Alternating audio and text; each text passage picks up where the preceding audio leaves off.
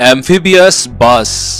হলুদ রঙের এই বাসটি তো অন্য সকল আর 10টি বাসের মতোই দেখতে, কিন্তু সড়ক পথে এবং পানি পথে উভয় পথে চলার জন্য দুই পথেই চলাচলের ক্ষমতা সম্পন্ন এই বাসটিকে তার এই বৈশিষ্ট্যগুলোর জন্য অসাধারণ বানিয়ে দেয়। এর ব্যবহার রটারড্যামে ট্যুরিস্টদের যাত্রার জন্য তৈরি করা হয়েছে বা ব্যবহার করা হয়, যেখানে এই বাসটি সড়কপথ হয়ে মিউজ রিভারে পৌঁছায় এবং পুরো রটারড্যাম স্কাইলাইনের দর্শন করায়। তবে জানিয়ে রাখি, এটাকে পানিতে চালানোর জন্য পানিকে অবশ্যই 6 ফিট গভীরের হতে হবে।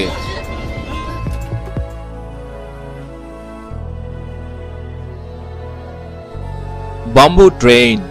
এই ট্রেনটিকে পৃথিবীর সবচেয়ে ছোট ট্রেন বলতে পারেন, যেখানে একটি ছোট ইঞ্জিন আছে এবং যেটাতে 4-5 জন যাত্রীদের বহন করা যায়। কম্বোডিয়ায় চলাচল করা এই সাধারণ যানটিকে এখানকার ব্যক্তিরা নুরি নাম প্রদান করে। এই অসাধারণ যানটিকে তারা রেলের লাইনের মধ্যেই চালিয়ে বেড়ায়। আসলে 1979 সালে সংঘটিত কম্বোডিয়ান ভিয়েতনামিজদের মধ্যে যুদ্ধের পরই সেই যুদ্ধের পর এখানকার রেলওয়ে সিস্টেম পুরোপুরি নষ্ট হয়ে যায়, যার পর কম্বোডিয়ার ব্যাটমব্যান্ড এর অধিবাসীরা রেলওয়ে লাইনটিকে ঠিক এভাবেই ব্যবহার করা শুরু করে। এই অদ্ভুত এবং অসাধারণ ছোট ট্রেনে করে ট্যুরিস্টরা ভ্রমণ করতে খুব পছন্দ করে। এতে করে এখানকার স্থানীয় লোকদেরও কিছু আয় রোজগারও হয়ে যায়।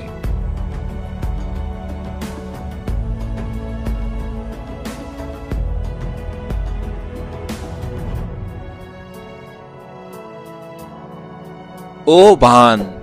যদি আপনার অস্ট্রেলিয়ার অ্যাডিলেড শহরে কোনো কারণে যাওয়া হয়ে থাকে, তাহলে হতে পারে আপনি কিছু এরকম দৃশ্যও দেখেছেন। এখানকার ও বান বাসগুলোর জন্য রেলগাড়ির মতো আলাদা ট্র্যাকই তৈরি করা হয়েছে। দেখে মনে হবে এই বাসগুলো রেল লাইন দিয়ে চলাচল করছে। এই বাসগুলো সাধারণ রাস্তা থেকে যাত্রীদেরকে তুলে নিয়ে নিজেদের জন্য বানানো মূল ট্র্যাকে চলে যায় আর প্রতিদিন 30,000-এরও বেশি যাত্রীদেরকে তাদের গন্তব্যে পৌঁছিয়ে দেয়। এই বাসগুলোর শুরু করা হয় অ্যাডিলেড শহরে 1986, যা এখানকার ট্যুরিস্টদের যাত্রাটিকে খুবই রোমাঞ্চক করে তোলে।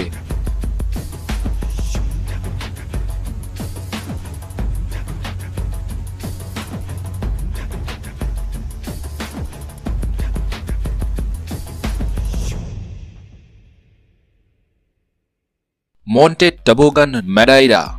যাত্রা করার জন্য এই পদ্ধতিটি বাস, কার্স এবং ট্রেন সবগুলো থেকেই আলাদা, যার ব্যবহার মন্টে ম্যাডেরিয়া ট্যুরিস্ট ফঞ্চল গাজবের নামক অঞ্চলে ট্যুরিস্টদের জন্য এবং স্থানীয় লোকদের আসা যাওয়ার চলাচলের জন্য ব্যবহার করা হয়। সর্বপ্রথম 1850 সালে টবোগান নামক এই যানবাহনটির অস্তিত্ব পাওয়া যায়, যার মধ্যে সেই প্রাচীন থেকে এখন পর্যন্ত কোনো প্রকারের পরিবর্তন পাওয়া যায় না। কাঠের তৈরি এই বাহনটি 2টি ব্যক্তি পাহাড়ি এলাকার রাস্তা দিয়ে দৌড়াতে দৌড়াতে মানুষজনকে তাদের গন্তব্যে পৌঁছিয়ে দেয়। বলা হয় এর সর্বোচ্চ গতি ঘন্টায় 48 কিলোমিটার।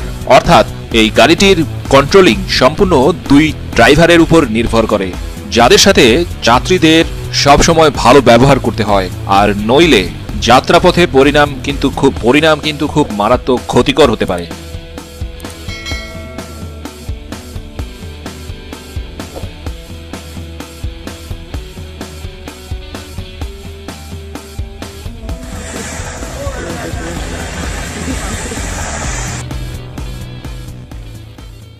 ক্যামেল বাস কিউবা। এটি হলো কিউবায় সবচেয়ে দৌড়ানো লম্বা বাস, যেটাকে দূর থেকে দেখলে মনে হবে আপনার জন্য কোনো ট্রেইলার ট্রাক চলে আসছে। সাইজে এত বড় হওয়ার পরেও এই বাসটি কখনোই খালি থাকে না।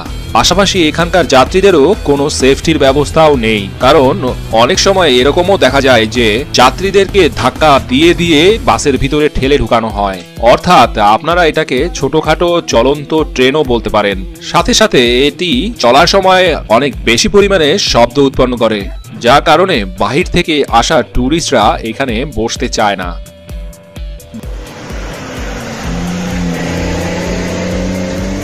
বন্ধুরা, ভিডিওটি ভালো লাগলে অবশ্যই লাইক দিন এবং শেয়ার করুন।